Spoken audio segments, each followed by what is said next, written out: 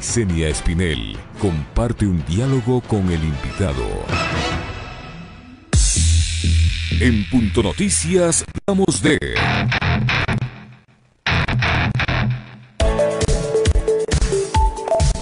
A partir del pasado miércoles 3 de junio del 2020, las empresas de Quito iniciaron el retorno a la jornada laboral presencial con el 50% de su personal y el 30% de aforo en tiendas de atención al cliente.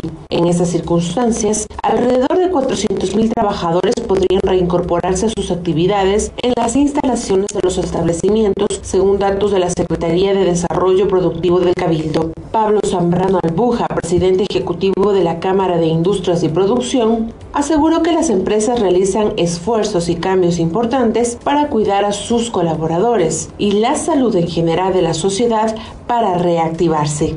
Los 76 días de confinamiento han dejado una costosa factura de la economía del país. Desde el 16 de marzo pasado, el Ecuador registra pérdidas acumuladas de 15.863 millones de dólares, según datos oficiales. Una parte de ese costo fue asumido por el sector productivo, que se paralizó en un 70%. La actividad con mayores pérdidas fue el comercio, seguido de servicios y manufactura, agroindustria, agricultura, exportaciones y medicinas. También tuvieron resultados negativos, pero no en la misma magnitud, ya que se mantuvieron operativas. La baja en la facturación en esas áreas fue del 4% en conjunto. Además, unos 115.000 trabajadores fueron despedidos en emergencia, según información del Ministerio de Trabajo. De ellos, unos 6.000 sin liquidación, bajo la figura de fuerza mayor o caso fortuito.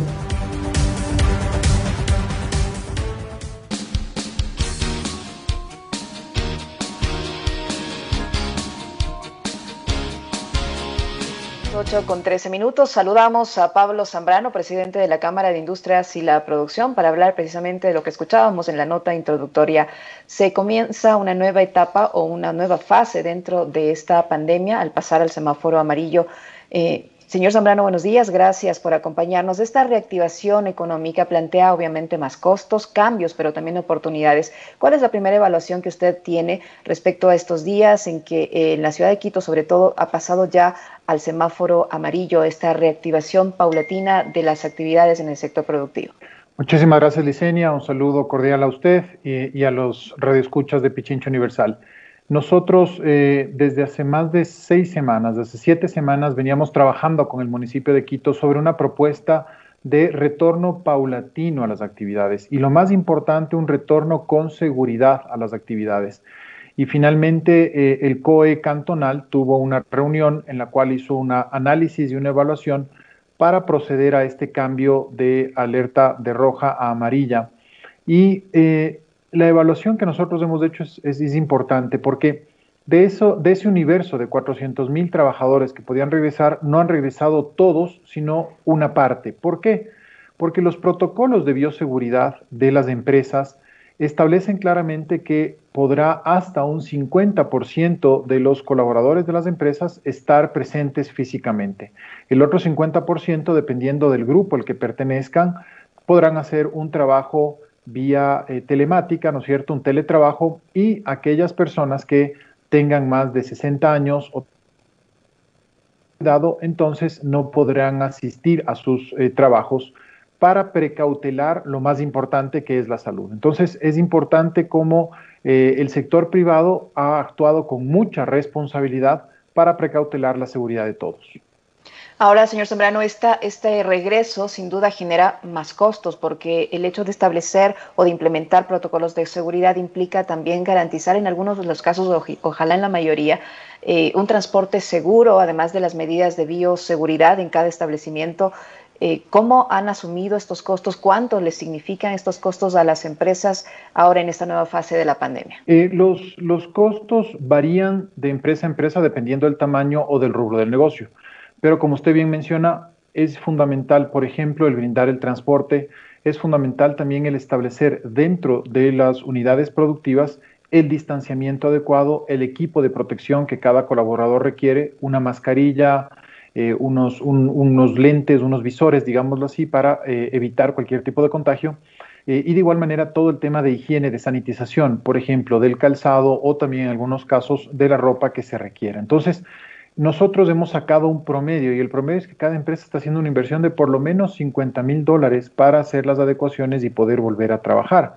Como mencionaba antes, entonces, este retorno a las actividades va a ser poco a poco, va a ser siempre pensando en el bienestar absolutamente de todos, porque ya conocemos y sabemos, este virus obviamente es un virus que ataca a cualquier tipo de persona, de cualquier edad, de cualquier sexo, y obviamente lo más importante entonces es la prevención en el contagio. En esa fase estamos en este momento de generar esta conciencia en la ciudadanía, las 3 reglas de oro, ¿no es cierto? La distancia de 2 metros, la mascarilla que tenemos que utilizar absolutamente todos y lavarnos las manos constantemente, tener una higiene adecuada, eso nos va a ayudar a prevenir cualquier tipo de contagio.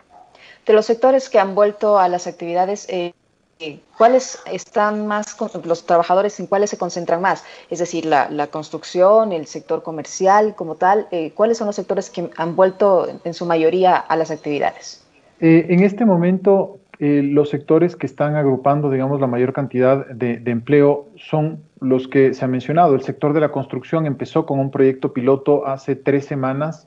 La idea es entonces ir incorporando a más obras de construcción para que previa la calificación, previo el registro que tienen que hacer estas empresas, sigan trabajando. De igual manera, el tema manufacturero es muy importante, el sector textil, el sector metalmecánico, el sector de la madera, el sector industrial de la madera y también el sector automotriz han venido ya trabajando con estos protocolos. El sector ferretero también es un sector importante y el sector comercial también ya se activó. Hemos visto cómo los centros comerciales han activado protocolos de seguridad, protocolos en los cuales hay una limitación del aforo dentro de los centros comerciales, así como también en el ámbito de los restaurantes, que como todos sabemos la actividad también hotelera, turística, es importante porque genera una gran cantidad de empleo formal en el país. ¿Cómo se han planificado para poder asumir estos costos adicionales que le genera implementar estos protocolos de bioseguridad que los van a tener que mantener, no sabemos todavía por cuánto tiempo más, toda vez que convivimos con este virus, convivimos con la pandemia, la situación no está solucionada, no sabemos cuándo se va a solucionar? ¿Cómo las empresas del sector productivo van a hacer para asumir estos costos? ¿Qué medidas van a adoptar para asumir estos costos adicionales? En este momento, todas las empresas, las unidades productivas y creo que todos los ciudadanos, las familias, estamos haciendo una planificación adecuada de nuestra economía para ver cómo cerramos este año. Entonces, las empresas lo que tienen que hacer es establecer toda una planificación nueva en la cual establezcan claramente cuáles van a ser sus inversiones. Pero sin duda, una de sus inversiones, uno de sus gastos más importantes es el tema de la seguridad, si es que quieren mantenerse en funcionamiento, ya que los protocolos de bioseguridad establecen que obviamente las autoridades locales, los municipios, tienen la facultad de controlar y de ver cómo se encuentra cada unidad productiva y, de ser el caso, establecer sanciones. Y eso es lo que nosotros queremos evitar. Por eso entonces las empresas tienen que priorizar en estas inversiones que son tan importantes de bioseguridad que nos van a garantizar absolutamente a todos esta inocuidad y esta facilidad para volver a trabajar. Es importante mencionar que el sector privado, el sector productivo ya venía aplicando muy buenos protocolos de bioseguridad antes de la pandemia. Ejemplo de esto son los sectores alimentos, bebidas, farmacéutico, productos de higiene y agroindustrial, que han venido trabajando, han venido funcionando durante toda esta pandemia y han permitido que los ecuatorianos no tengamos ningún tipo de desabastecimiento. Por el contrario, podamos tener acceso a los distintos productos. Y de igual manera en el sector comercial hemos visto cómo cadenas de supermercados, por ejemplo, han atendido, no normalmente con restricciones, pero han atendido siempre preservando entonces la salud y la seguridad de las personas. Señor Zambrano, de los sectores que están agremiados, a los que usted representa, ¿cuáles resultaron más afectados durante esta primera fase de la emergencia sanitaria? Sin duda, el sector más afectado, que está también agremiado a la Cámara de Industrias y Producción, es el sector hotelero y el sector turístico. Este es el sector que, de acuerdo con las estimaciones, más se va a demorar en recuperar. Mire usted, recién apenas desde la semana anterior está abierto el aeropuerto de Quito específicamente recibió pasajeros internacionales. El primer vuelo fue el día miércoles 3, que se recibió un vuelo internacional. Entonces, los flujos de pasajeros internacionales todavía van a variar. De igual manera, el turismo interno en el país está todavía restringido, está limitado, porque se permite circulación única y exclusivamente entre cantones que tengan el mismo semáforo. Entonces, el sector turístico es el más afectado. Pero no nos olvidemos que más del 75% de las empresas estuvieron paralizadas durante todo este periodo. Entonces, hay importantes empresas del sector metalmecánico, del sector maderero, del sector textilero, es decir, manufactura importante en el país que genera empleo, que lamentablemente ha estado paralizada. Y esto ha generado un fenómeno y un efecto que es la falta de liquidez. ¿Y qué es la falta de liquidez? La falta de ingresos producto de la paralización que no ha permitido la operación normal y las ventas para estas empresas. ¿Esta falta de liquidez qué consecuencias les va a traer en el mediano o en el plazo inmediato? La liquidez es el oxígeno que nutre a las empresas, ¿no es cierto? Con la liquidez, con los ingresos, las empresas tienen para cumplir con sus obligaciones. La primera obligación, obviamente, es el pagar a sus trabajadores, pagar los impuestos, pagar la seguridad social, tener dinero, capital de trabajo para poder comprar materias primas, transformarlas, es decir, es todo un círculo importante. Entonces, yo mencionaba antes que para cerrar este año 2020, las empresas sin duda van a tener que hacer una planificación para este final de semestre y obviamente tomar decisiones que les permita mantenerse sostenibles. Hay un concepto muy importante que lo maneja la Organización Internacional del Trabajo, que son el concepto de empresas sostenibles. ¿Qué es una empresa sostenible? Una unidad productiva que se puede mantener a lo largo del tiempo. ¿Con qué objetivo? Con el objetivo fundamental de que generar inversiones, generar trabajo y de esa manera desarrollo para el país. Entonces, por eso es importante el hablar de la empresa privada como factor de generación de empleo. 9 de cada 10 empleos en el Ecuador y en el mundo los provee el sector privado. Entonces, ahí hay que establecer claramente estas políticas que les permita preservar su liquidez y garantizar esta supervivencia. ¿Cuántos puestos de trabajo se han perdido en el sector industrial, en el sector que usted representa, desde que comenzó la emergencia sanitaria y la cuarentena? Mire, no tenemos una evaluación exacta porque las cifras oficiales, en primer lugar, del INEC no están listas producto de esta pandemia, pero sí hay una cifra que es muy lamentable. La cifra lamentable es que el Instituto Ecuatoriano de Seguridad Social ha reportado que hay más de 150,000 personas que ya no están aportando al sistema de seguridad social. Y esto es un hecho muy lamentable porque quien está afiliado al Instituto Ecuatoriano de Seguridad Social se entiende que tiene un trabajo de calidad, un trabajo fijo que le permite satisfacer sus necesidades, que le permite justamente desarrollarse como persona. En ese sentido, nosotros estamos haciendo muy importantes esfuerzos en el sector industrial y en el sector productivo en general para poder conversar con el gobierno, con el sistema financiero y lograr este financiamiento, este refinanciamiento que requieren las empresas para poder seguir adelante. Entonces, el problema más grande cuando cierra una empresa no solamente es que esa unidad productiva deja de producir, sino que además de esa falta de producción, se produce un deterioro en el empleo. Señor Zambrano, durante esta época de crisis sanitaria se han dado desvinculaciones de muchas empresas que se han acogido a este artículo del Código del Trabajo de la fuerza mayor. ¿En su sector también hay casos de estos? Sí, han habido empresas en el sector industrial que han aplicado este artículo 169, numeral 6, porque realmente la situación que está pasando el país es una situación de fuerza mayor. ¿Qué es la fuerza mayor? Un poco para que quienes nos ven y nos escuchan puedan tener una cabal comprensión. La fuerza mayor es algo frente a lo cual las personas o las empresas no podemos resistirnos. Es decir, un hecho de la naturaleza, una enfermedad, una pandemia como la que está ocurriendo ahorita, una orden de autoridad que dice, señores, para preservar la salud vamos a mantener cerradas todas las unidades productivas o la mayor cantidad de unidades productivas durante un tiempo determinado. Esto obviamente genera un desequilibrio, un desbalance, porque no estaba previsto para el empleador que ocurra esta situación y entonces de esa manera hay esta figura del artículo 169, numeral 6 del Código del Trabajo que permite la desvinculación de personas por este motivo de la fuerza mayor. Si bien es una situación que no estaba prevista por el empleador, pero tampoco estaba prevista por el trabajador. En ese sentido le pregunto, ¿no suena justo que se proceda con de esta forma y el que termine perdiendo siempre sea el trabajador? Aquí estamos perdiendo todos, Licenia, y eso creo que es algo muy importante saber. Las estimaciones del Banco Central hicieron un ajuste la semana anterior en la que prevén que la caída del Producto Interno Bruto en el Ecuador podría llegar hasta el 9.6%, hablando en términos redondos, hasta el 10%. Para que todos tengamos una idea, con la crisis del año 1999, la economía decreció en un 4.7%. Cerremos cifras, 5%. Este año, esta pandemia nos va a hacer perder absolutamente a todos porque llegará hasta un decrecimiento del 10%. Entonces, sin duda, esta figura que establece el artículo 169, numeral 6 del Código del Trabajo, se la hace con el objetivo de que por lo menos la unidad productiva pueda seguir trabajando, la empresa pueda seguir trabajando para en un momento determinado, cuando hay una recuperación, que Dios mediante así será, va a haber una recuperación, nos tomará algún tiempo, pero habrá una recuperación, entonces poder volver a contratar y abrir plazas de trabajo.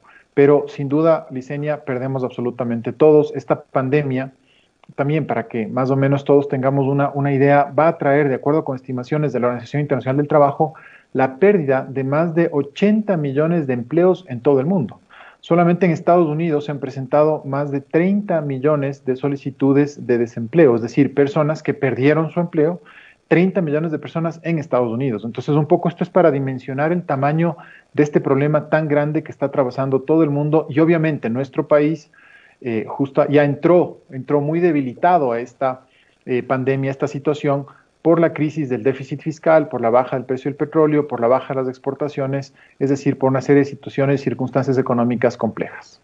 Estamos conversando con Pablo Zambrano, presidente de la Cámara de Industrias y la Producción. Son las 8 de la mañana con 28 minutos. Señor Zambrano, está en manos del presidente de la República aún dos leyes que se aprobaron en la Asamblea Nacional en el marco de esta emergencia sanitaria y con las que el régimen ha ofrecido enfrentar la situación económica derivada de la crisis sanitaria, la ley humanitaria y la ley de ordenamiento de las finanzas. ¿Cuál es la posición de su sector respecto a la ley humanitaria, por ejemplo? Mire, nosotros respecto a la ley humanitaria, la ley que se aprobó, hemos hecho observaciones respecto a algunos aspectos ahí.